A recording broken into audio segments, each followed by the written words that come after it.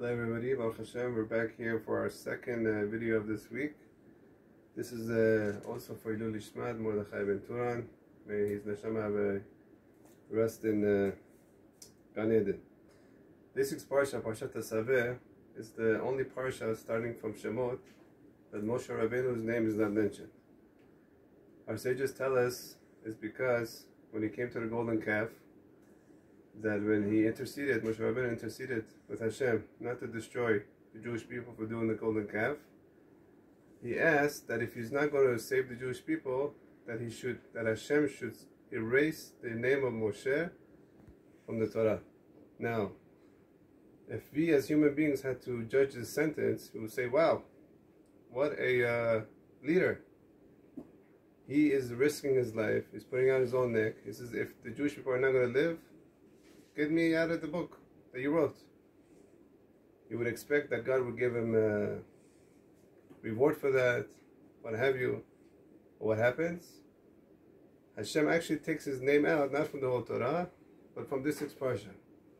101 Pesukim, verses, and he's not mentioned one time. Why? Because it came out of his mouth that he should be erased. If God had mercy on him, he didn't erase them from the whole Torah, but he erased them from this week's parsha. So the question is why? Why is it so? I mean, he was just risking his life for the Jewish people.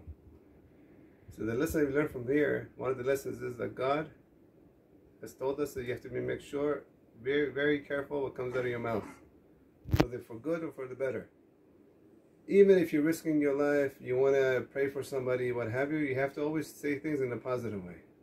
Don't say it in a negative way. For example, you see someone sees the kid is about to fall. He says, be careful, you're about to fall.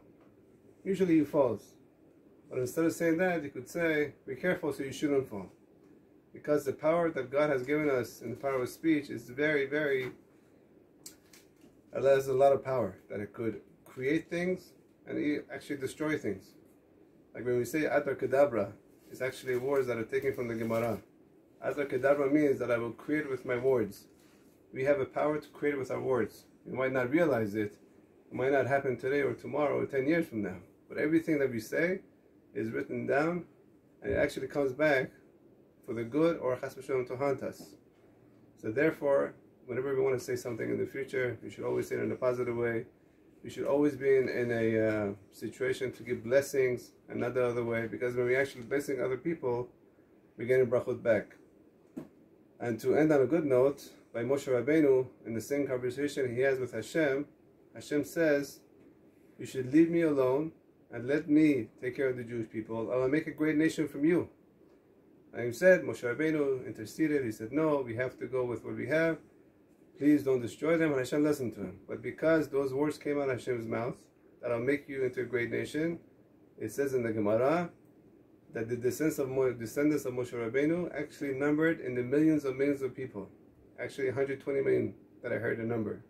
Why? Because those words came out of Hashem's mouth. So too, we have to also go in the ways of Hashem, always say good words when it comes to the Jewish people, of course, our families, wives, kids, and when we keep saying blessings, the blessings will come back on our heads. Please don't forget to subscribe on the YouTube page, and also if there's any comments that you want to make, we'll be very happy to hear it.